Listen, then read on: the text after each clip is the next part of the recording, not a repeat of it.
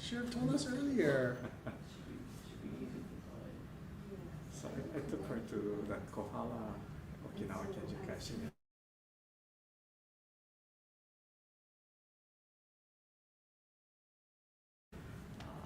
Yeah, just try to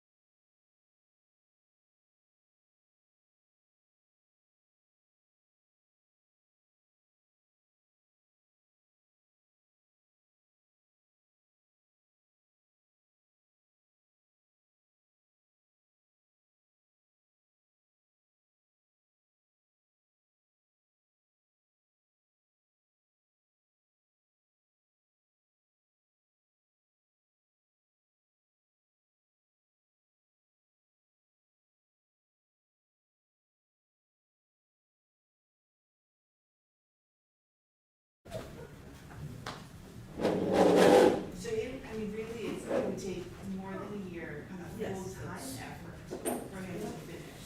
And if you're gonna get married and find a job, there is no way that's gonna happen. I think it's incredible.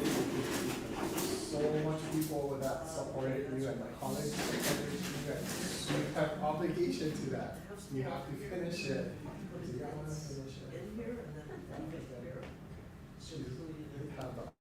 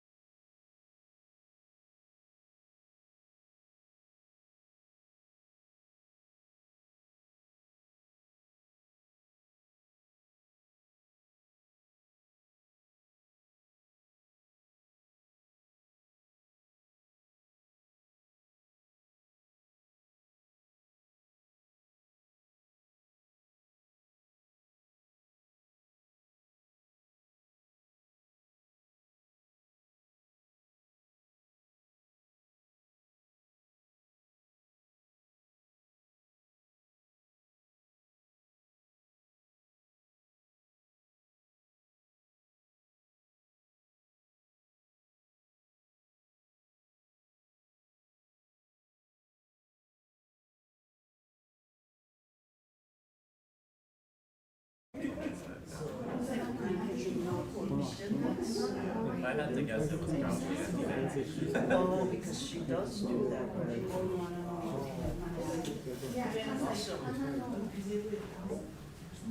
Yeah, what possibly. Well,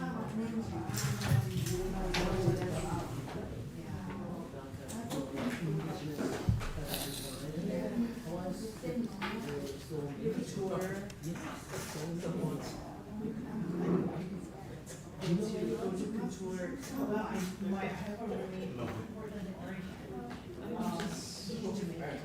But he does wedding vows. But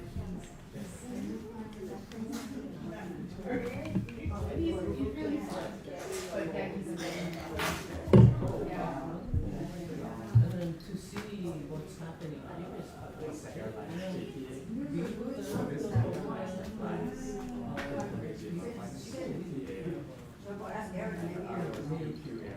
the difference. Okay, okay, so I'll talk to them.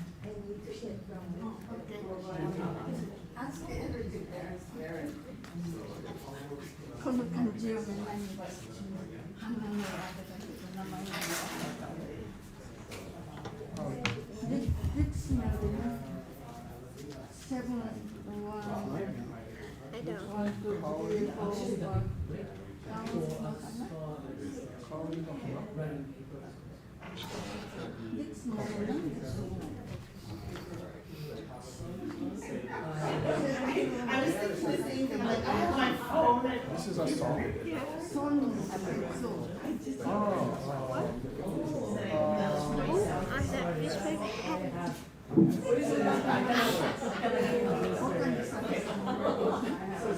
How fast is it?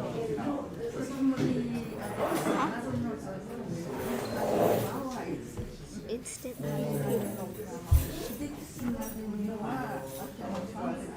Why to bring my grandson? He's on break now, but he's telling about you and your son and how you guys work together. How old is your grandson? How old is He said he's a freshman in high school. He goes to school in Connecticut.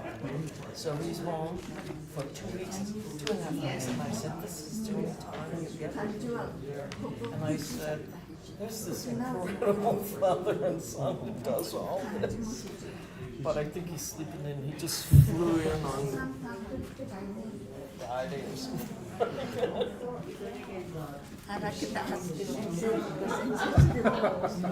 learn how to dance. Oh, she already knows. No, I don't know nothing. Oh, yes, you do. No. You haven't seen me try yet? Okay, let's start. 始まり。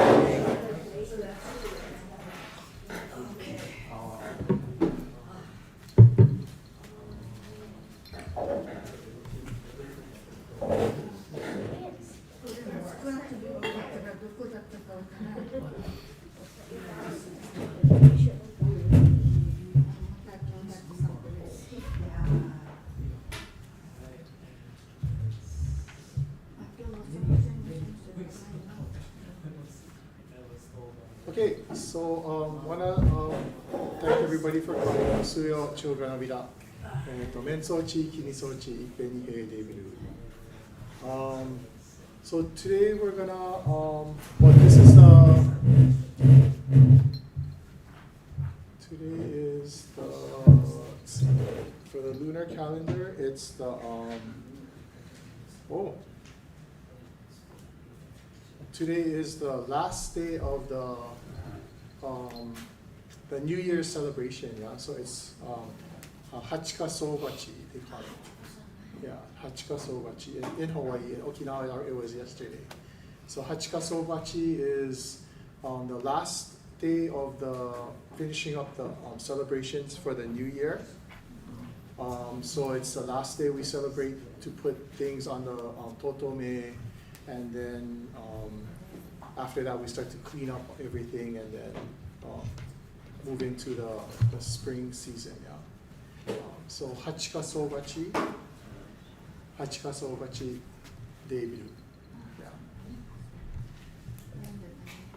Okay, so today we're gonna look at health and well-being. So before I get into this part, that some of you might have already seen, but wanted to go over it again,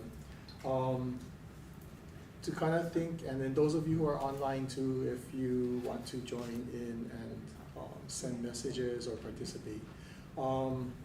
First, when we think of health and well-being, yeah, what do we think of for health and well-being?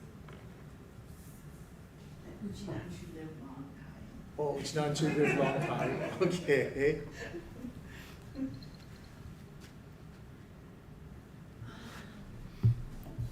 Health and well-being. What do you guys think of that?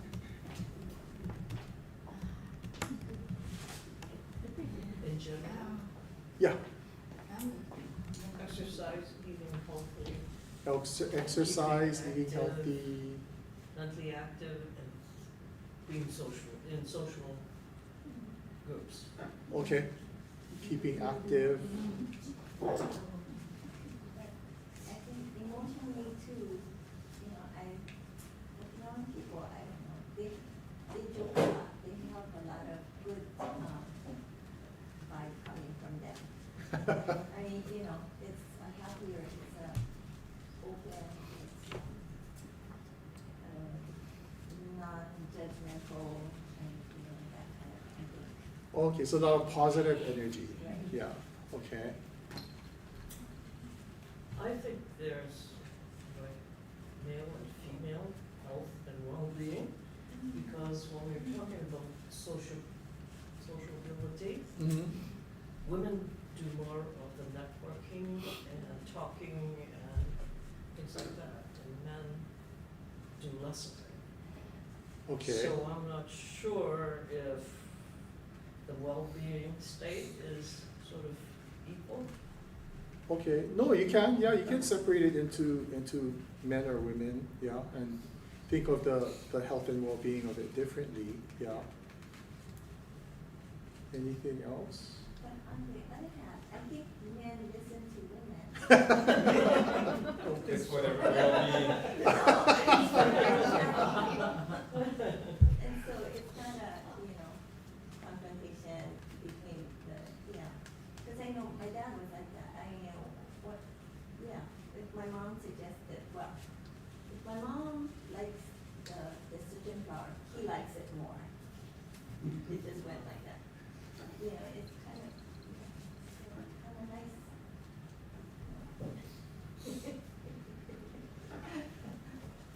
Yeah. So there's different.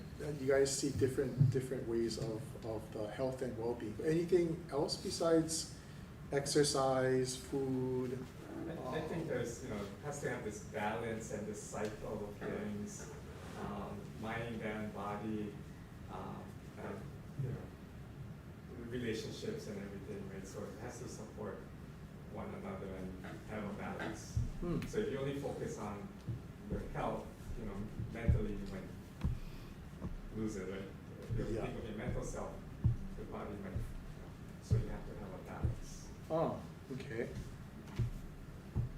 So if we look at what one of the things that was brought up was long life. Yeah, long life. Yeah, Okinawa is known for being one of the places in the world that has the most people with a long life. Yeah. In Uchinaguchi, there's a word ganju. You guys are familiar with that? Yeah, ganju. You guys know what that word means? Ganju. Like when you guys ask somebody, cha ganju. Yeah. Healthy. Huh? Healthy. Healthy, yeah. What else can it mean? Ganju.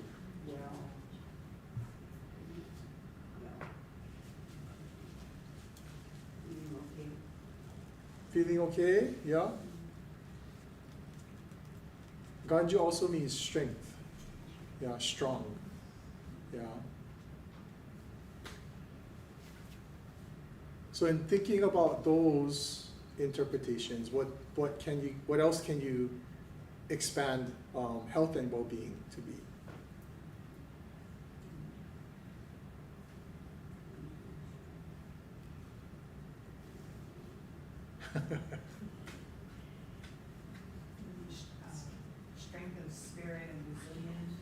Okay.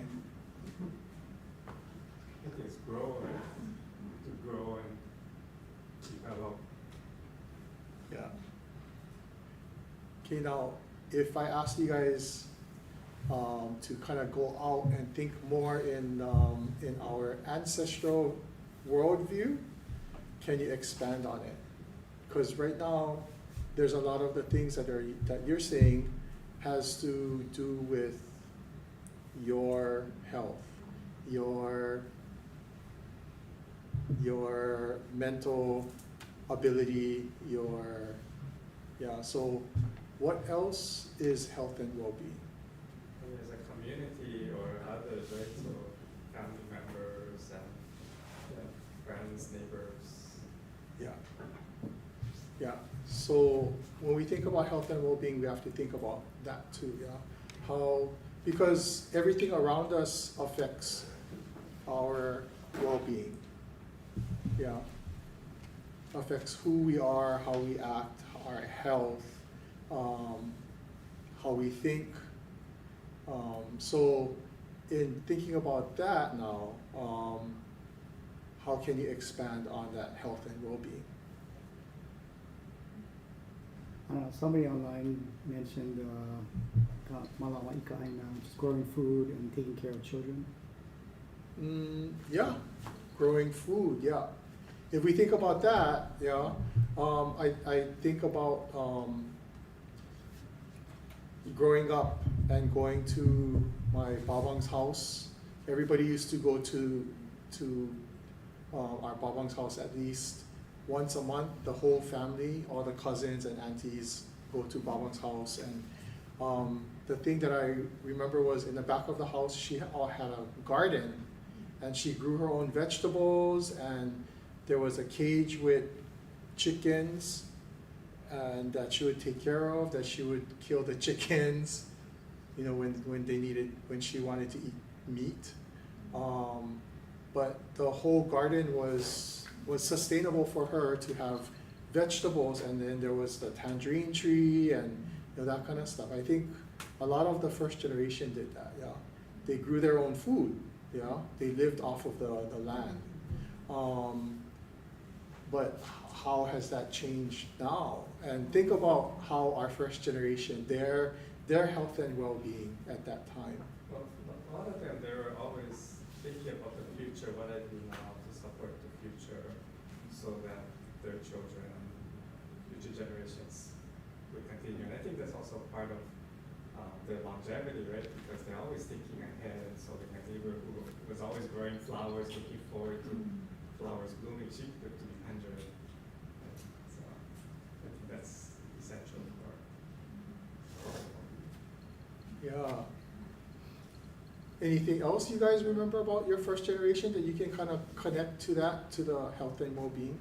But the first food that we prepared is presented to the altar, the ancestors. So whether it's food, tea, or prepared food, rice.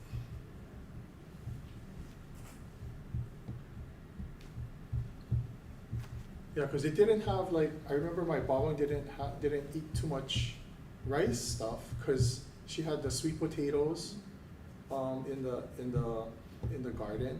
So I would always see sweet potatoes at the house. Yeah.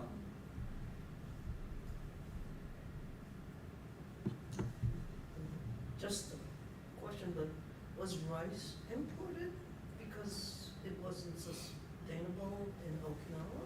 Or did they? Yeah, grow rice started to come in more from contact with China, and then with Japan and other places. But it wasn't something that they farmed, like there's no rice? No, because the soil, it wasn't, yeah, and you need big space for a lot of rice, yeah. You need a lot of land.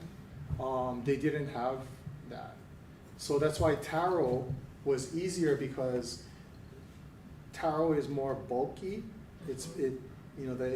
Just one feeds a lot, as to where one rice stalk is not even enough, yeah. So, yeah, so that's why you have, if we look at Okinawa foods that we'll look later, a lot of our rice things are mixed with something else, yeah, to stretch it, because don't have enough, yeah. So most of our starch came from sweet potato and taro, yeah. Yeah, so Rice mix with the awa. yeah. And then Other grains, yeah, Yeah, yeah. we mix. Yeah. I'm from the farmer. We have a rice pack 2 times a year. Yes, with awa and protein for this, yeah. Yeah, so Okinawa has mixed rice or like jushi, yeah. The 2 types of jushi, the boro jushi, and then the regular cooked jushi. But it's always mixed with something, so you have a stretch, yeah. Yeah, I think they use the food. I think Torino, yes, comes in like Oh, yeah. Yeah, use Yeah, I call it parakeet food. Yes, millet. Yeah, millet. yeah, they Yeah. use, they give it to the bird. Yeah, we ate Yeah. rice. Yeah, so millet, wheat. There was 5 different grains that they used to mix with the rice. Yeah. Yeah. So also, when we look at the health and well-being of the people, yeah, our ancestors, our first generation, a lot of it was living off the land, helping each other. It had to do with community, taking care of not only yourself, but you had to take care of the family, and then that extended out to the community. Yeah. So if that wasn't taken care of, then it would affect everybody. Yeah. And it kind of is like that today. That it starts from the top, right? If the leadership doesn't take care of the people, then you don't have a good balance in the community. And we see that now with the way things are in our communities now. But then if we look at like how Okinawa was before, like people will look at Okinawa and say, even like how the Japanese look down at the Okinawans, and one called them pig eaters, that they were poor, dirty, that kind of stuff. And while other places, especially from the West, was going into so-called the modern era, moving into the modern era and becoming modern, when they look at the indigenous people, they look at them and think like, oh, that you guys are backwards. Yeah, you guys are not as smart, not as industrialized, not as modern. But then there was sustainability back then, yeah, as to where you can look at how it is now and there's no sustainability. Yeah. So that affects the health and well-being of the people. Yeah, our people, if we look at how our first generation lived, some things that we can kind of question is like, oh, how come before we didn't hear too much about our elders, our first generation having cancer, having having diabetes like how we have now, having all of these problems with health as to how we have now. Yeah, what contributes to that, to the lack of health and well-being now. Yeah. So we can think about our communities here, how we have that here, outside of Okinawa, and then if we think about in Okinawa now, what is the health and well-being of Okinawa at this time? Yeah, they just lost recently the blue zone designation. Yeah. No sustainability in agriculture and you know, for themselves, yeah. Yeah, because development, you know, all of that has taken over, so they lost the blue zone.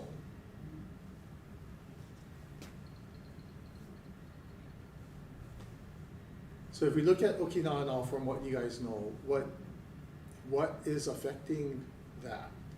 Yeah. And you can compare it to Hawaii too, I think.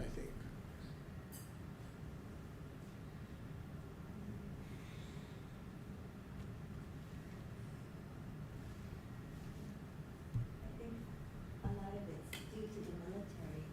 Remember one of the gals who, young student, she went to summit, I don't know if it's last time, but, she went to school, I think, outside of Naha. And her friends were saying, why are you speaking so loud? And that was because, you know, over her home, the planes are constantly flying, and so she has to speak that in that volume. And so, and then you have all the foods that are fast food, like with the, you know, troops, you know, American troops, they want the fast food stuff. The kids will pick that up.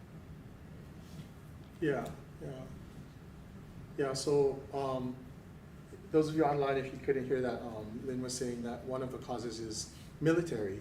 Yeah. And one example she gave was one of the students who came to the summit last year.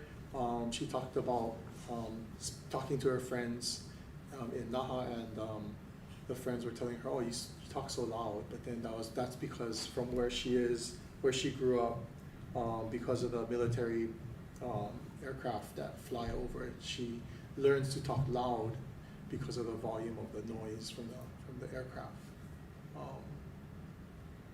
Anything else? You know, I think with progress and the expectation, things are to get better.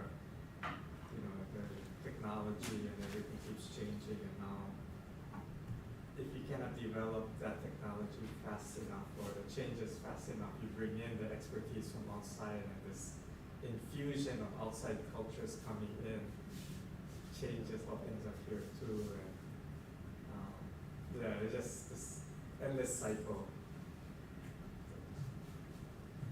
Yeah.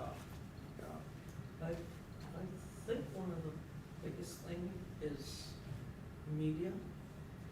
You know, you see everything, you hear everything, and you want what other people have that you might not want.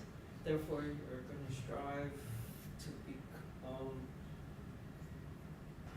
more westernized, more. They think that a country is more sophisticated, and that's Oh. what they want. Okay. It's all an illusion, actually. Okay. Let's hear from a younger person. It's only me. I mean, pick your poison. It could be imperialism, capitalism, every other ism that has plagued the Western hegemony, this influence over the rest of the world. I think it's just like a poison that is like held over you. Well, it's not necessarily that it's held over you, it's just the threat of violence that is held over you, that if you don't comply to these demands or these positions or these opinions, that you get stumped because they have something that you want, which is just the space for the naval bases in their geolocation. So it's just a compounding effect of like the more influence that goes into those spaces with American troops, that it just poisons the well from inside out, because it's like first comes in all of the money money to build the bases, and then all of the contractors that fly out and then live there for whoever knows how long, building the bases. So then those people usually come from outside of the country, because those are, you know, the experts in their fields. And then the proximity of those two competing cultures, the one that has the money usually is the one that controls the media, and then it's very easy to disseminate your propaganda machine that way. Okay, Take yeah, a pick. yeah. So if you guys think about Okinawa and you're thinking about health and well-being, yeah. If you guys had to create a web for health and well-being, for our indigenous identity, yeah, what would be at the center of the web, you think? The land. Maybe a sense of connectedness, whether it's to your land or your family or your ancestors. Okay. So if you're talking about all of that, like land, family, ancestors, can all of that be in the center of the web? Yeah. Because in our thinking, it's not only people that are ancestors. Yeah, we also consider the land as ancestor to us. Yeah, that's why we have our utaki and those sacred places where prayers are offered outside to the land. Yeah, they're our ancestors that we get our sustainability from. So that would be the center of the, if you were to create a web, that would be our center, yeah, of the web for health and well-being, yeah. Then what would extend out from that? So in the center you have your land, family, and ancestors. So what would you connect to that, to that health? If that's the symbol, or that's the center or nucleus of the health and well-being, what would connect to that?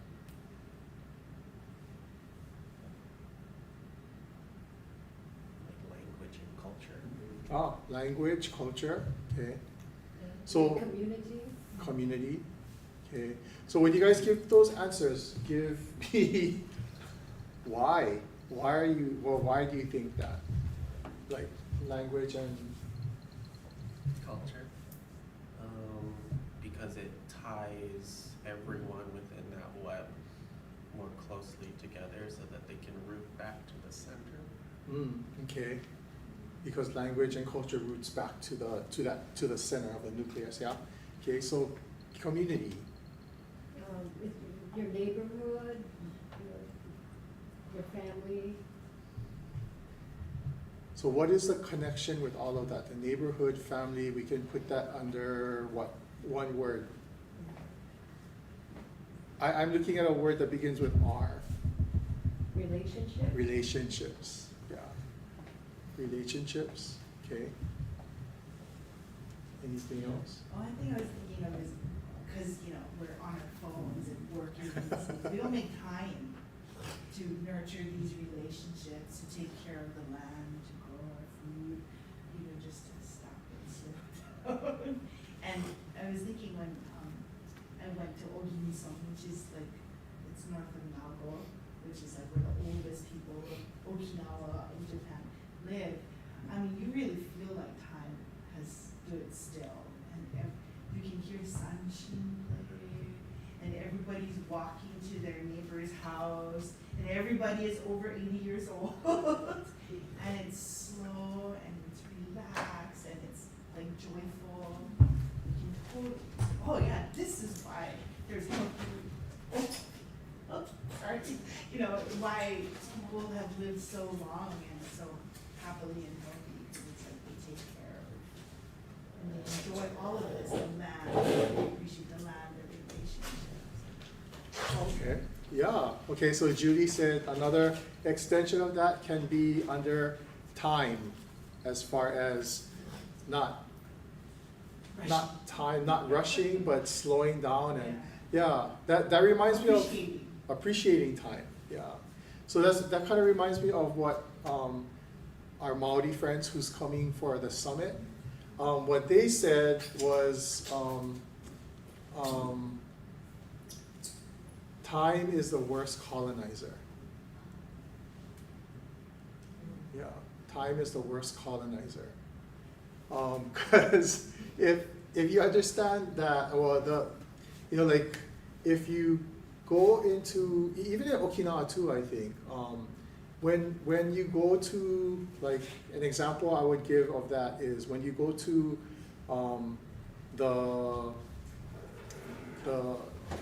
the village market, yeah, the ichiba, where they're selling their vegetables, or they're selling the mochi or candies or fish or the meats and stuff like that.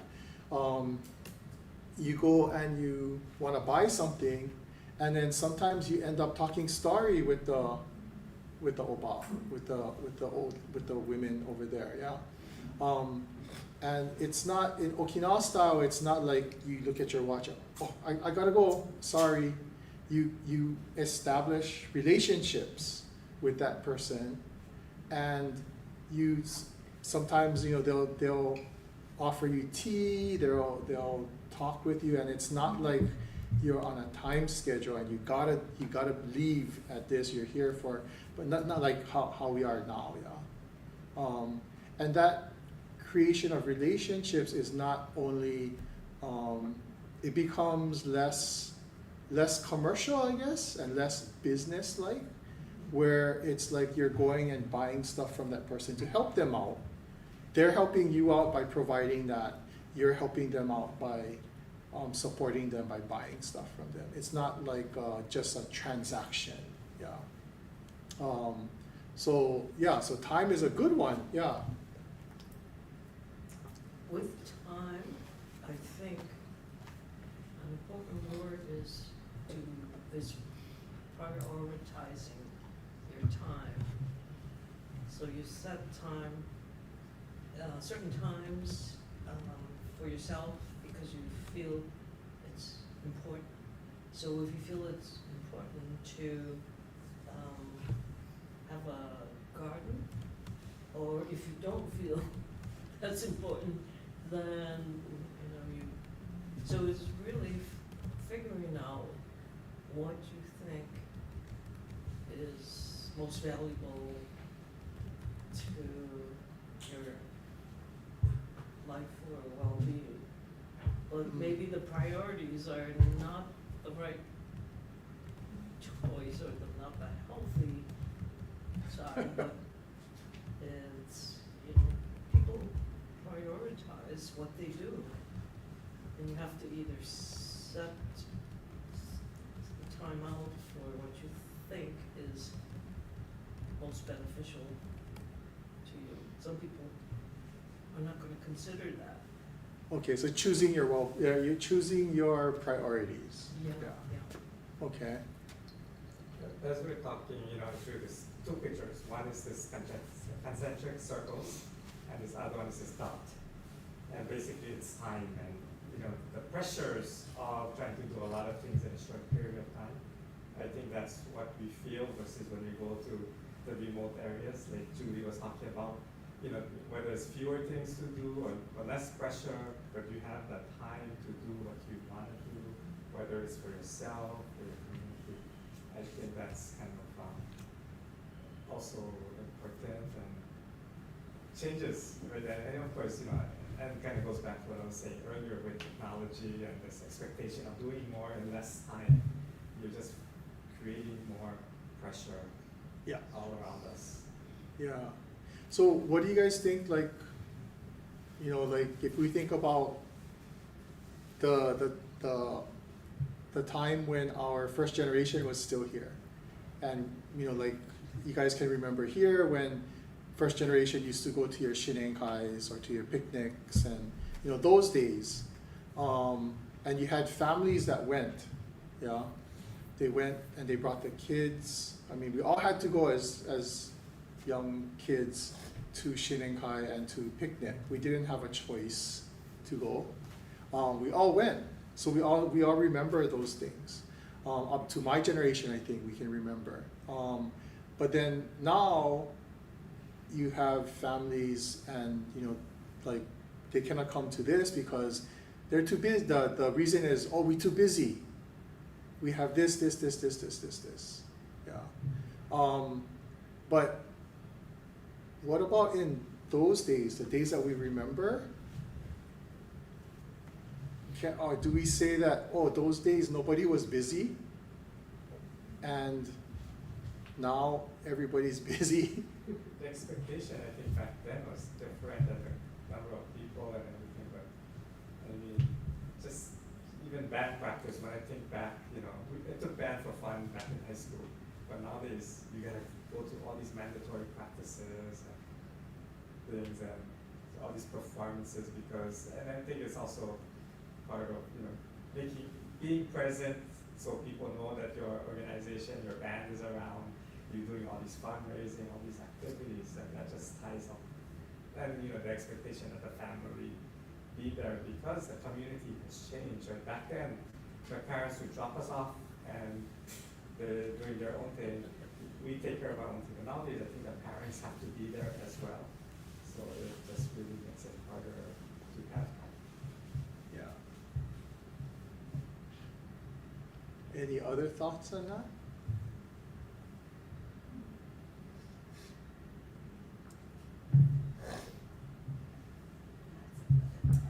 What's that? No, okay, maybe going back to that little bit, maybe it's more of the time is more of an innate thing. Time is innate. Yeah, rather than some force from the outside, telling you, okay, this is do this and that. But it's just because you do things because you need to fill the family, the food pantry, for example. So it's something you just went and did, and even if it meant that somebody else just happened to drop by, well then that's the priority right there, so you just go along with that flow of, that time rather than having it something, that you have to do now, kind of thing, so that it's, anyway, just to fulfill your basic needs, but then it should come not from a clock or, something to, like, they say Maori say, throw out that clock, right? And in the same sense, throw out all the due dates, what have you, I think. Yeah. Trying to stress. I don't know if Yumiko Sensei would agree with you on throwing out the due dates. Well, it's called deadline. Yeah. For a reason. Oh. Well, she doesn't work on time anyway. That's why she's always like, oh, okay, I forgot about this. I gotta go do this. Yeah, I don't know what you just kind of described reminds me of a flowing river. Yeah, how the river just flows down from Mauka to Makai, but then in our history, when the plantation owners came to do sugar, they diverted the waters and moved it so that it went to other places and it didn't go to where it's supposed to go to and going through the land. Yeah, it's where it's forced to go to someplace else. Yeah, that's what your explanation reminded me of as far as not following a natural flow of things, I guess. And along the way, it's providing for the community, for the with growth of the food. Yeah, or yeah. transportation, or what have you. So, Yeah. Yeah, so Okay, so you guys got that vision of the indigenous way of looking at the health and well-being, yeah. So if we look at Okinawa now of how they are, where we have increases of cancer, we have increases of all those things, especially around the military bases. Also we have health and well-being also, I think, can include our education for our children. Okinawa is one of the lowest, they rank the lowest in education. Suicide rates are high, especially for young kids. Yeah. There's also divorce rates are high, single families are high. Those who get caught, it's not really. We're lucky that we don't have like big kind of crime, but then still crime that's committed by the young generation, the younger kids, that's high. Yeah. All of these social problems that we have in Okinawa now, as to where before didn't have too much of that. Yeah. So again, if we think of our web that you guys just started to build, what kinds of things you think are connected to all of those problems that have come up? And that's only within the last 40 years, 40 to 50 years. Yeah.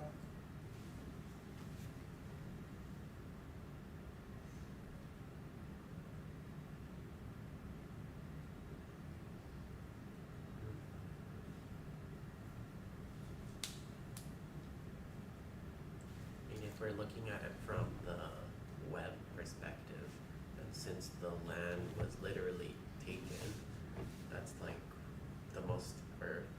one of the most important parts of that web. So once that part is disrupted, it makes every other thing connecting, to the supporting struts that we're talking about with like the culture and the language, time, and that stuff. So it's just like, once that part is weakened, it lets all of these other things that had to tie back to that buckle under that stress. Yeah. And what caused the land to be taken away? Japanese colonization. Colonization, yeah. But not only the Japanese now, Yeah. there's also the military, yeah. Yeah. So we look at that, our colonization, and then also the illegal occupation of the military there, yeah. So those have heavy effects on that. And then if we look at Hawaii, it's the same thing, yeah, with the Hawaiians. The overthrow, the occupation of the military here. It's the same kind of problems, but what's different, I think, is that in Hawaii, all of those problems are recognized as connected to the colonization, assimilation, all of that, yeah, occupation. People know about it. People understand that. The problems that we have in Hawaii, especially with the Hawaiian people, the first people of this place, is because of all of that.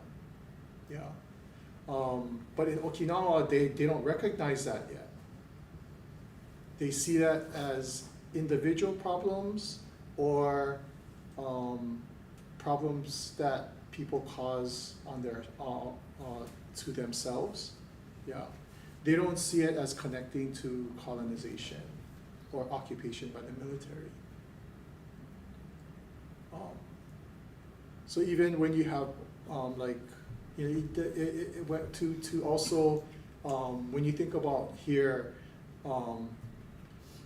you think about if we can bring up like the family problems like divorce and what is that? spouse abuse, those kinds of things, single families, the suicides and things like that.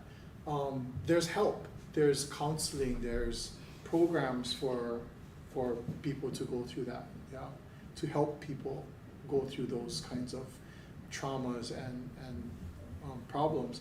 In Okinawa, there's no help. Yeah, if you have if you're considered mental, have a mental disability, you're put in a closet. Yeah, like, oh, we don't talk about that person, or it's like not something that they have a lot of programs for, to assist or to include those people within the regular community so that they have exposure, that kind of stuff. Do they have a large number of homelessness? Yeah. But the way that they treat homelessness is you hide it. You have, they make sure that they're not seen too much on the streets. But now I'm noticing in Okinawa, you can see more and more out on the streets. Yeah. I mean, they're still, it's not like here, they still dress a little bit better because I guess the stuff that they get is better, that they find.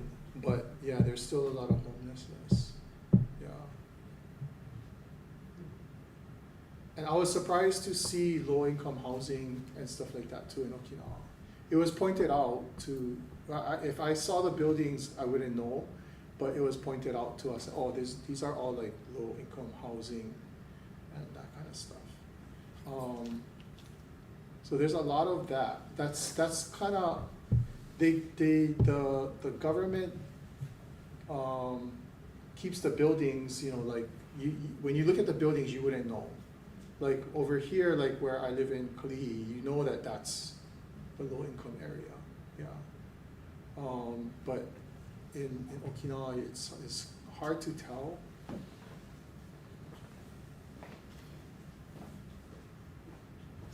When you talk about low, homeless and all kind of thing, how many years ago? Is this just recent? Like a year ago, 2 years, 3 years? I don't think it's that recent. I think it's within the past, maybe I would say 10 years. Yeah. Or it could be even more than that. Yeah, but I think part of it too is the family nucleus has kind of become less, not as adhesive as before too. Yeah. Because before you never heard of Okinawan families putting the elders into a senior home. Everybody took care of them no matter what, and nobody sent their seniors out. But now it's, yeah. So that connects to time and stuff again, yeah. Like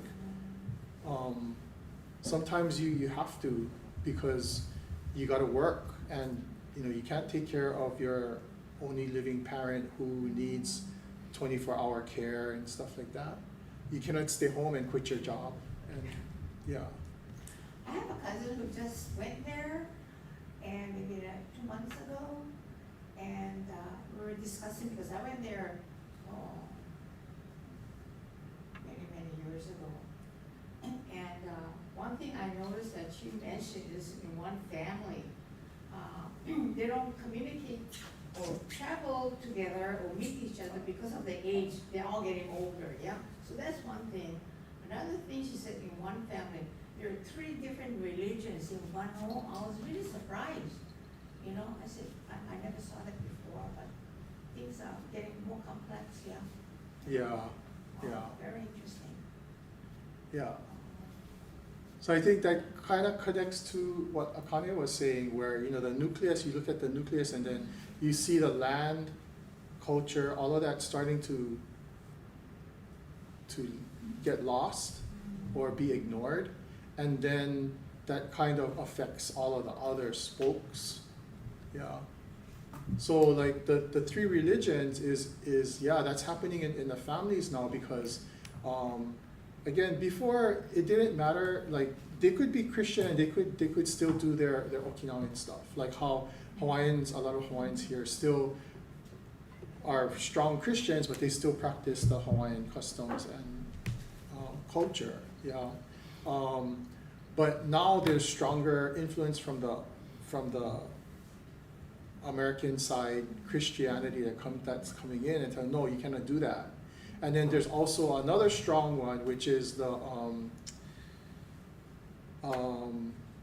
Sokagakkai that has come into Japan that's very strong and is also influencing the politics in Japan. So they're becoming very, very influential. What's that name? What's that name? Sokagakkai. Are they a cult?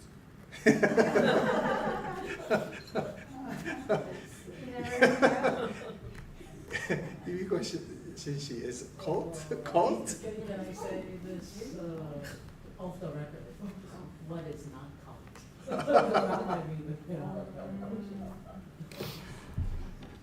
Yeah, so they're really influential. Yeah. So to give you an example, I just looked at one of Kotaro's posts this morning, and there was an article that just came out yesterday, I think. The Okinawa leaders, because the political party that is controlling everything now in Okinawa in Japan is the LDP, the Liberal Democratic Party, which is kind of like, I guess you would make it equal to the Republicans here. But they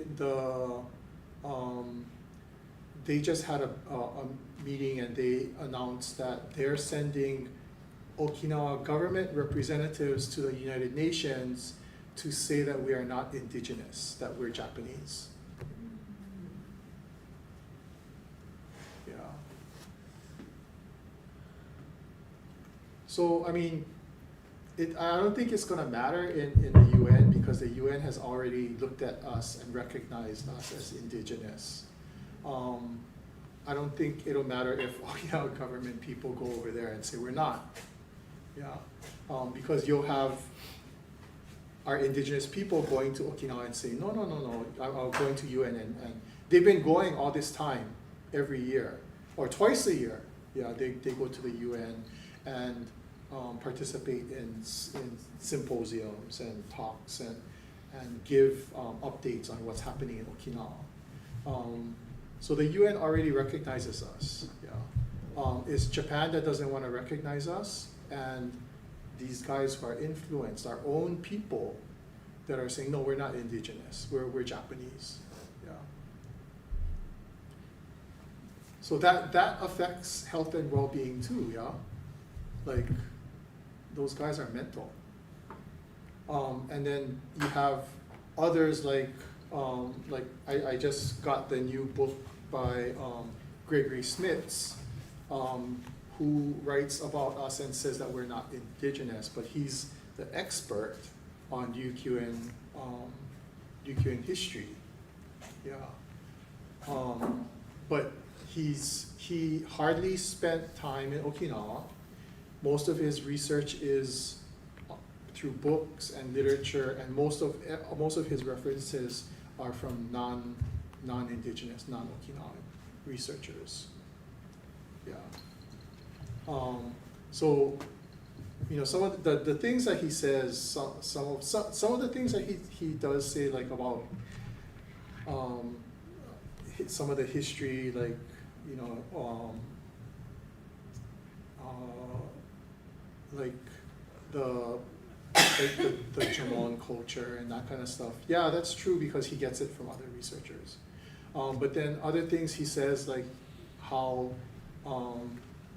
Shuri was so bad that they really made the Okinawan people suffer by forcing them to pay all these high taxes and make all this textile and stuff like that. That's wrong. Because all of the things that he says is after 1609, he blames the Shuri government for. From 1609, the Shuri government was actually under the control of Satsuma, of the Japanese. Yeah, they had to listen. They're paying taxes. They were forced to pay taxes to Japan at that time. So the taxes were all forced onto the Shuri government to take from the Okinawa people. Yeah, and so the material that was used to pay taxes was paid to Satsuma and the Japanese. Yeah, but what he claims is that the Shuri government, the court, took and hoarded all of the woven material for themselves. And when he did that lecture up in UH10, I told him, I said, no, it's not. That's not true. The Japanese took it, they used it for themselves, and because it was paid as taxes to them. And he said, oh, but there's no evidence of that. And I said, yeah, there is. If you go to Tokyo Museum, you go to Kyoto Museum, even Okinawa Museum, they have samurai clothes made with the Okinawa banana fiber. They have kimono that's made with Okinawa kasuri that was taken from the Okinawa, from the Ryukyu kingdom as payment for taxes, and it's documented as that. And he said, oh, I never heard of that, I never saw that. I was like, well, I think maybe you should do more research and go spend your time in Okinawa. So we have those kinds of people telling telling a different story of our people, yeah, and that affects health and well-being too, yeah. So a lot of these things are all connected. It's not like what we first started off our discussion with. What's health and well-being? Oh, it's food and exercise, and now we see that it's a really, really complicated thing where it's really, especially now, it's all kinds of stuff that affects our health and well-being. And in Okinawa, it's even worse because one, they don't have support. Yeah, the government keeps them down no matter what. Yeah, they try to get out of it. They're trying to dig themselves out, but then the government, the Japanese government, just keeps on throwing the soil back in to bury us some more. Yeah, because they try to the referendum that Kotaro went to help to get people to vote to say that no, they didn't want Henoko built, and the people all voted for the referendum to show that it was like 80% of the population were saying no. Yeah, but then the government turns around and says, oh, that's just a referendum, so it doesn't count. Yeah, but that was the way that, because before that the government was saying like, oh, this is all fake. The people going to the protests, they're all being paid. There's not that many people who are against it, so that's why they asked for the people pushed for a referendum. They got the referendum. The people showed that their voice, 80% says no, but then the Japanese government says, oh, in our laws, referendums don't mean anything, so we're not gonna. Yeah. So then you get dumped on again. Yeah. And then when you vote for somebody who's pro-Okinawan, then the government looks at that and then they punish them by taking away money, giving them less money. So again, keeping our people down. Yeah. So that again affects the health and well-being of our people. It affects them mentally, physically, yeah. I'm so glad I'm here, but I am so surprised there's a lot of these things going on there. You would think that, one government would try to help the other person build it up, they both come up, right? But, there's something wrong in politics. Yeah. Oh, I don't know if I want to go there. No, so now, you know, like what the people were with what's happening in the Middle East too, yeah. Okinawa people don't want to be part of that. But then you become part of that because the bases are there. Yeah. So again, it's forcing our people to be part of something that they don't want to be. Yeah. I have some relatives who worked in the military bases. How's it? But that was maybe about 3-4 years ago. Yeah, because the thing is that they pay really good. Yeah. Yeah. That's right. But then that's how you get support for those things. Yeah. Japanese government keeps the status quo, you know, down, and then US is in there with the military bases paying all of this good money. So if the regular people who go there, they're gonna say, oh, that's better, that's good that we have bases here. Look, they pay us lots of money. Yeah. See, I wonder if that's happening in Korea, because I'm Japanese, but I'm married to a Korean. I'm Okinawan, married to a Korean, but when we went to Korea, we went to the base too, and I wonder if things like that still the same too, like in Japan. I don't know. Have you heard anything? No. Too much going on, and you cannot be concerned about another part of the country. There's similarities, yeah, because the place that they wanted to build, or they built a big base too, is in Jeju. And the Jeju people are considered like indigenous people of Korea. And they were against building. It's kind of like, it's really tropical from what I heard. It's really kind of, nice. yeah, Jeju, the Jeju area. Yeah. So, but the people over there didn't want that. Yeah.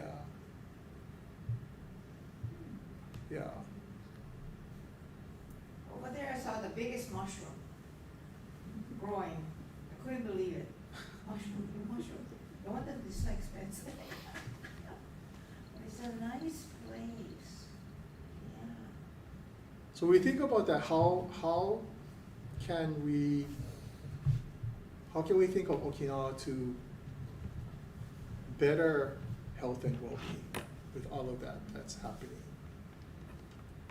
I think I better talk to them. I better get together, talk to them. Well, part of it is community too, yeah? Because even if we look at just even the families, yeah, if the families aren't strong anymore, yeah, then the community is not going to be like that. Because before, even community would help. You know, like in some places still, like out in the outer areas, like the 88th birthday and the 97, the Kajimaya, the whole village of community celebrates. So you have all of those people who have Kajimaya, they're paraded through the village or the town, and everybody celebrates and helps. When somebody passes away, I think it used to be like that here. I see it being less and less and less, where when somebody passes away, the community comes and helps. Like I don't know how it is in Hilo, but like in Honolulu, it used to be like for us, if you're part of Motobu Club, then somebody from Motobu Club dies, everybody, all the Motobu people are all notified that somebody passed away, and they all go. And then the people at the choba table, collecting the kodeng or the envelopes, it's usually not the family, it's usually the club, yeah, to where they were from, yeah. But that's getting less. You know, over here, have you heard of Kumiai? Do you people belong to Kumiai? That's what they do, they help one another in terms of crisis. You know, group of people living in a certain area. But then, if you live across the street, you don't belong to that. That's true. Yeah, that's right, there's a division. Yeah. They just cut it out.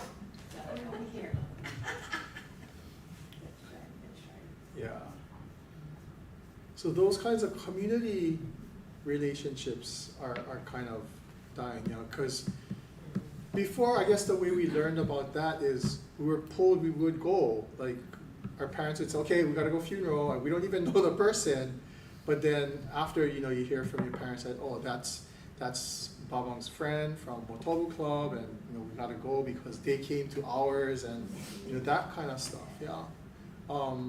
But then those values are not being passed down, yeah. Or there's maybe parents who are saying, no need, don't have to do that, yeah. So I remember even when somebody that wasn't like a close relative would get sick, we would still go to the hospital, or if somebody was close to passing away, everybody went. Or when somebody passed away, then everybody went to the house and brought food and made sure the family had food, and so that they don't have to cook, and until the 7 days or until the funeral, and that kind of stuff, yeah. Those are all connected again to the health and well-being. Now it's, if you read some of the obituaries, it's a private funeral, or they ask you not to bring, or no koden. So it's like saying, no, thank you, don't bother me, or something. Whereas the other philosophy is everybody pitched in. Yeah, I was gonna ask you about that. What do you guys think about that when you see like private and only certain people can go to the funeral, or they put no kodeng or no flowers?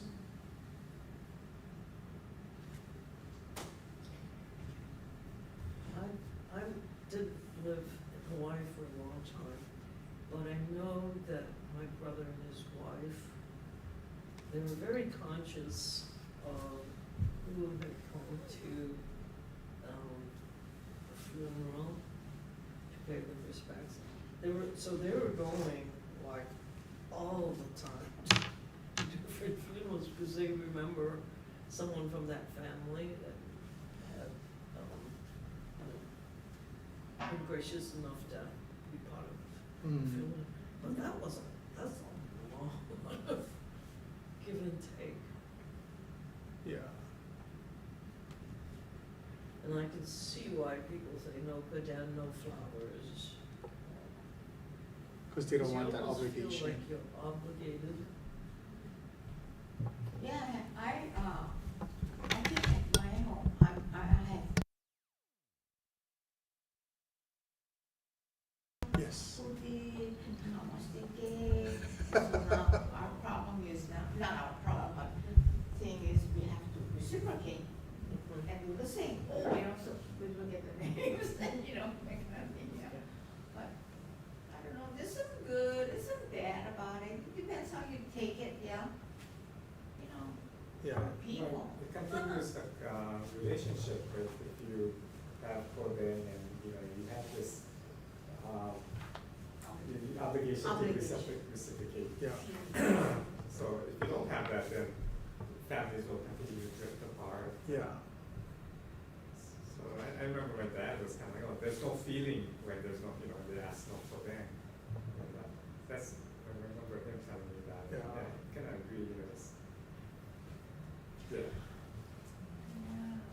I want to share something. I think this is a good time. I came from church, but I was brought up a Buddhist, and we were just one of the many families. My father said, I said, how come we don't get that time we're sprinkled with water in the Buddhist church? This one Buddhist church. He says, well, my father said, when you grow up, I want you to find your own religion, But now that I am, as a mayor and a Christian, and I am one, and my mom has certain culture you know, she passed away, but the culture, so you kind of like get obligated to do it, you know, but I find as a Christian, that, no, maybe in a whole group, if you're all Christian, you do provide, you know, whenever somebody's ill or whatever, you know, you help them out no matter what, but I run into friends who, and those who said, oh, if you want to do it, you do it. If you don't want to do it, don't do it. And just leave it at that. I said, okay, unless you get something going on, saying something bad about you, you know. But anyway, I thought I'd share that with you, that now that, you know, I've become a Christian, those things don't bother me. If I want to do it, I do it. If I don't want to do it, I don't, you know, I don't feel obligated. Because it depends, yeah, like, I lost my husband over 45 years ago with a lot of kids, so I feel there's certain things I can't do. When I can't do it, there are times I can't do it because of money or whatever, or time. I don't do it, and I don't feel bad about it. I just do what I have to do. And I make sure that I feel okay, you know what I mean? I don't wanna feel bad about it, or that it's gonna stress me out. I don't wanna get sick over that, you know? Because that can be a problem, culture-wise, you know? That can be a problem, I think. Yeah.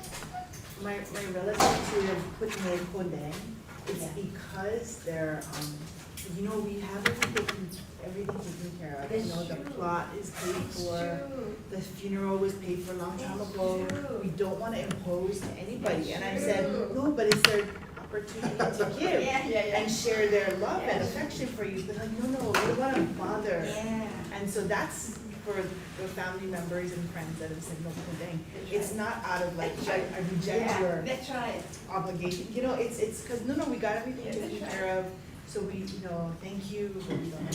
That's So, right. And I know some people. so like there's that part too. Yeah, they take care of everything. They you took know. care of stuff. Yeah. I think, like, you know, what Robert was saying, it does continue though, that relationships or that connection. Also, again, it depends, like what you're saying too, it depends how you think about it. You know? So if we look at, again, you know, like part of our talk for the summit is about connecting to our mutuya, which is like our roots, our origins, where we come from. You know, like if you're gonna say you're Okinawan, and if you're gonna say I'm indigenous, we're indigenous people, we're Okinawan. What does that really mean? Yeah. And if we're gonna think about what does that really mean, think about how our ancestors were, because we are, in the indigenous way of thinking, we are our ancestors. Yeah. If you're gonna say you're Okinawan, it's not just, oh, I'm Okinawan because I have the blood. Yeah. Or I'm Okinawan because I go help Hui Okinawa, or I go help, you know, whatever club for the picnic or for the parties.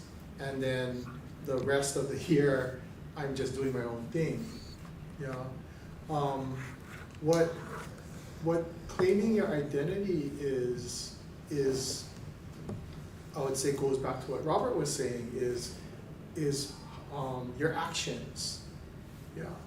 Your actions of who you are, and because you're supposed to, that's I think what really helped before. Some people might look at it negatively, but I would say it helps when you think that if whatever you do, you're representing who came before you, your parents and whoever came before you. So that's why I think we had less crime before, because it was like you don't want to shame your family, you know. But now it's like, oh, I'm gonna do what I'm gonna do, and or if that person did something bad, then that's okay. That's their son, or that's their daughter, or whoever. Yeah. Before it mattered to the family. If they're part of your family, you're gonna take care of them if they did something bad. Yeah. But now you have the outside way of thinking, the Western way of thinking starting to come in, and that's gonna change who you are, because it's all about you. It's not about your community and who came before you, yeah. So that's why our indigenous way of thinking is, you know, that Ninu Haru Shimiati is we look at the North Star. We look at that star that guides us, which is our ancestors, but we also look back. When we're looking at that star, we're actually looking back. Yeah, we're looking forward, but we're looking back. Because, and if people want to say like, okay, we can say, okay, we can look at Western science that tells us when we look up at the sky, we're looking at how many years back, how many millions of years back when we look at a star or whatever, yeah. So that's what if we think of it in the indigenous way, our ancestors already knew that before the scientists discovered all of those things. They knew that when we look at our ancestors, when we look at the stars, our guides, we're looking at the past. We're bringing that with us into the future. So if we don't bring that with us to go forward, you know, we cannot steer our canoe, we cannot steer our boat. Our boat is gonna get lost. Yeah. So I think that's kind of maybe how we can look at fixing or helping with our health and well-being. Yeah, it's your actions and how we think. That there's a lot of things that affect us, and like you mentioned it earlier, media, you know, like I see my students at school, well, a lot of them don't have TV or they don't watch TV, but you know, what they see on their phones and what they see on the computer at school, or you know, whatever they hear from outside too, media is one of the other things that's another colonizer, because it teaches us, or it tells us, or it brainwashes us, like how many, even on like TV shows, how many TV shows, like maybe series, yeah, do you see families in broken down houses, or just like plantation looking houses, with a simple refrigerator and a regular TV? No. You see like nice houses with big screen TVs and nice refrigerator, and everybody's driving a nice car, and so that's what everybody thinks that's normal. That's how it should be. That's what we have to strive for, is to be like that. Yeah. Because that's the normal look. Yeah. So media again is really, really another way of colonization, because it makes like even commercials especially. Commercials come up and, oh, I want to go eat here, I want to do this. Whereas nobody has commercials of making food at home, or grandma going to the market to buy stuff and then coming home and making the food. It's all about McDonald's or, you know, whatever fast food stuff, or restaurants. Yeah. It's manipulation, but if you really, and it's really subtle. So if you don't see any minorities, or they pick certain minorities to be in certain commercials, it's all very well planned, and it's really actually manipulating people who are looking at the ads. Mm-hmm, mm-hmm, mm-hmm. Yeah. I want to share something. In 1963, I had an opportunity to go to I was educated in San Jose State, to go to the East Coast as a therapist to do an internship over there. So I said, okay, I'll go. Well, I worked in a 10,000 bed hospital, and all of them are mentally ill, okay? So anyway, when I met this gal, she said, I introduced my name, of course, Alice Nakasato. She said, ah, you Jap. This one girl said that. I said, and so she said, you know, my boyfriend was killed by the Japanese, by a Jap. I said, yeah, I said, we fought the Japanese too, because I am an American Japanese. She said, what? But I said, I come from Hawaii. Oh, you're Hawaiian. Oh, Hawaiian. Would you know, the words spread out, and I was a Hawaiian. I was well liked.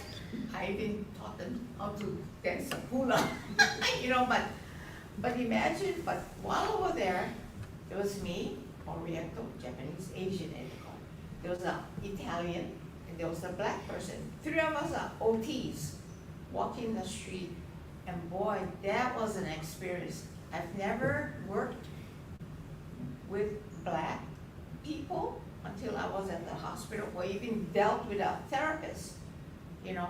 But even just going around there, I learned about the Jewish people and how they lived in just the community. Just driving around in Washington, D.C., I learned a lot. But I also learned a lot of people don't know about, you know, different cultures. So I thought, okay, good opportunity for me to sell out, you know, Hawaiian. but also really interesting for me because, you know, like I said, you know, I've never been away. You know, we're so sheltered over here, you know, and we just get along. You know, in Hilo, right? I was brought up in Honolulu, you know, about places. But that was a good experience for me. Well, even when I worked in the, one of the part of the internship was working in the high criminal area. You go in, the door, you know, glass door opens, you go in, it closes. There's another glass door, it opens, you go in. So I was really scared, but my job was to make sure that all the tools in this workshop area was put back. And that was only my job, but wow, I was young, naive, I didn't know about danger and whatnot. But anyway, that was good, but it was a good experience, yeah, for me. But I learned something after I got out from there. I said, oh my goodness, what I was exposed to, yeah, these are all murderers. But I figured after to think about it, my friend was telling me, yeah, because they're all medicated, so you don't have to worry. I said, that's true. But anyway, that was my experience in Washington, D.C. You know, I understand a lot of people don't know, even from the Midwest, they were not exposed to Asians as much, you know. It was really interesting. So it was an education for them too. Yeah, so nowadays, you know, like we have to think about, for those of us who are in Hawaii, what do we do to help not only ourselves, but to help our community too, because that's how the culture is here, you know. And you can tell if somebody's from the outside because, like, you go to a party and everybody here brings a big dish of something to share and stuff like that. Somebody from the outside will bring like small, yeah. Or before time here in Hilo, why we used to like to come to Hilo for the Okinawan functions was everybody brought something from home that they made. It was all homemade food. It wasn't catered food, it wasn't fast food. Everybody brought something that they made at home. And it was usually like Okinawa style food, yeah. But now that's changed, you know. So how do we fix that? How will you go back, or can we go back to that? Yeah, because that was, we think of health and well-being again, it connected with that nucleus of the center, with the land and the culture, yeah. And I think part of it too is, to go even more extending from that is, if we're looking at not only our own community but the community that we live in too, is there's a lot of Okinawans who, like in Norman's talk before of Asian settler colonialism, yeah. When we think about that, there's a lot of people from our community who have become successful, and they look down on everybody else. They look down on even on our people who haven't been successful. and they look especially at the Hawaiians and say like, you know, they can go to school too, they can go to work. Yes, they can, but look at what happened to them. Again, but Akane said, the center, their land was taken away. Their family used to have land a long time ago, but they don't have their land now. Yeah, it hasn't been given back to them. So that affects health and well-being of people. Yeah, if we can understand that, then we can help with those people too, and help our families who are not in a better situation. We can think about Okinawa and help them too, because it shouldn't be like, oh, that's their problem, our relatives' problem, our friends. We just go to visit. Yeah, it's nice to go visit, enjoy, and then come back, and then don't have to worry about what's happening there. Yeah. The health and well-being, again, is not only here, but it should be Okinawa style is we look at everything in a circle. Yeah. And for it to be in a circle and keep on going in a circle, we have to have that connection, like what Robert was talking about, the relationships, you know, that connections and things like that. We cannot be like, in our way of doing things, like even when they sat down to talk about stuff, the elders never stood up above everybody and talked to everybody. It would be in a circle, and the elders would sit down with everybody in the circle and talk. So you're the same level with everybody. But everybody knew that you respect the elders, yeah. But it was never where somebody talks down to you. Yeah. You know, I went to Brazil. I think it was foreign by the Okinawan group. Yeah, we went to Brazil, the East Coast. Nobody remember, but anyway, I joined them and we went down to Brazil.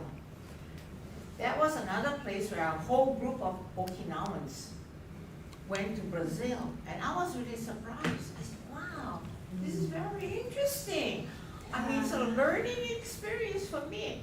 And so we're talking about a lot of things and beautiful. You know, the Okinawans are beautiful people. And the Brazilians are also beautiful. I said, wow, what a nice match. That's what I was thinking about, you know. Yeah, I watched the baseball, world channel, baseball. Coach is Okinawa. About 3-4 Okinawa men play baseball. Was that 4 generation. Oh, wow. But they lost. Yeah, this brand, yeah. Yeah, so that's the second largest. Yes, Yeah. that's what I heard, yeah. I was so happy coach was Shimānchu. Players Okinawa. Yeah, so that too, you gotta think, why did our people leave Okinawa? Like, you were just saying the pictures in these books show such a beautiful place. Why did they leave? Why did they leave Okinawa? Yeah. But at that time, again, there was discrimination, there was high taxes. Prior to Japan taking over Okinawa, we never really knew, our ancestors never really knew what, they knew what land ownership was, but it wasn't the colonial or the Japanese or the Western way of land ownership where you were rich the more land you have. You had your land, yeah, but it was a communal thing where everybody helped each other out to take care of that land. It wasn't, I'm paying this much money for this and this is my land and I can buy yours and I can buy yours if I get successful. Yeah. It wasn't that kind of thinking. That kind of thinking came in after, when they began to get forced to pay taxes on their land or to pay for their land. When the Japanese came in, they said, okay, you have this much land, okay, you gotta pay for that now. Yeah. Then they're like, oh wow, you have to pay for land, and that's how the thinking started to change. Yeah, and so that's where globalization starts coming in, capitalization starts to come in. and that affects the health and well-being of the people too. Again, it connects to the nucleus, what you guys figured out, the land, yeah, that affects the land because it puts a different kind of tag on it. Yeah. So our people left because of all those things. They left because they wanted to come back and help our families at home. So going out to all these places, they call our communities diaspora. But I like a term that was used by one of the Hawaiian girls who gave us a talk, and she lives on the continent. Yeah, she said, we're not diaspora, we're displaced. Which is true, it's displaced communities.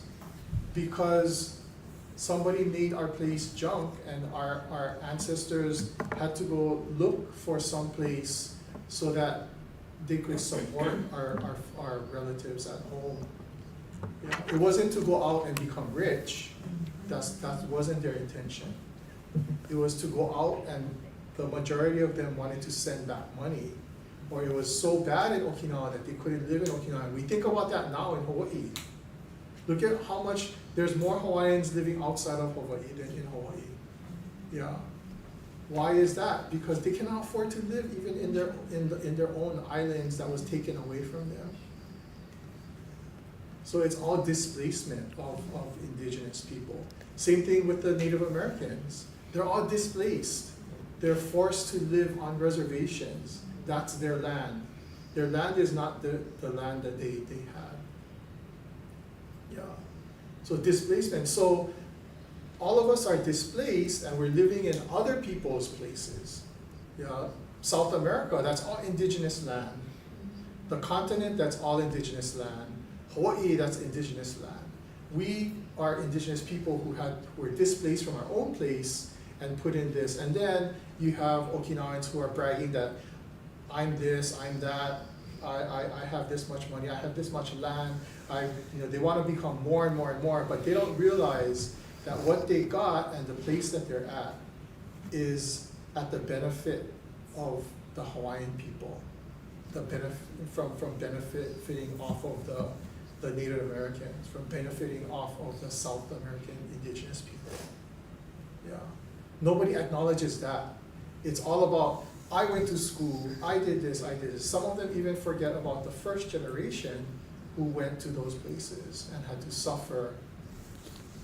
And they still think, oh no, but that doesn't connect to me, what our first generation did. I went to school, I had to do this, I had to do this. Yeah. But then who did you do it on? You drank the water from this land. You breathed the air from this land. You lived off of the food from this land. Your place is, and they said, oh, I bought my own place. Yeah. But it's like, okay, you can buy the land, but whose land was that before? And then that's when I hear people say, well, it is what it is. Somebody's gonna conquer somebody, and then they're gonna lose their land, and then, if they sell it, then other people are gonna buy it. It is what it is. Yeah. That's I think is a cop-out. Yeah. We need to realize that there were first people who lost their place, just like us. Why our first generation was displaced from our own islands to have to go to someplace else. Yeah. So all understanding that, I think, helps. Sometimes it's hard to think about it. People will get mad about it and stuff, but I think if you can accept it, then it gives you a better health and well-being, not only for yourself, for your family, and for the communities that you live in, because it helps you think a lot more broader instead of narrow. Yeah. Because again, in Okinawa language too, we don't have, when we talk about possessive words, we don't have too many times where we use a singular possessive. It's always a plural possessive that we use. Yeah. Even if you're the only child in in the family, you always say our mother, our father, our island. You never say that you're the only one. Yeah. It's interesting, you know, my husband and I, we adopted 6 kids from Korea, but one is living in Texas. And she changed her middle name. She put an English name. So when you talk about racism, I said, why did you do that? I said, I'm an American. You know, and she's in her 50s, you know, she has 3 kids, you know. I said, well, look at your kids, dude, but they're all Papa. You know? And her husband is white too, you know. Yeah. Yeah. It's interesting, and it still goes on. I said, oh, wow, okay. But,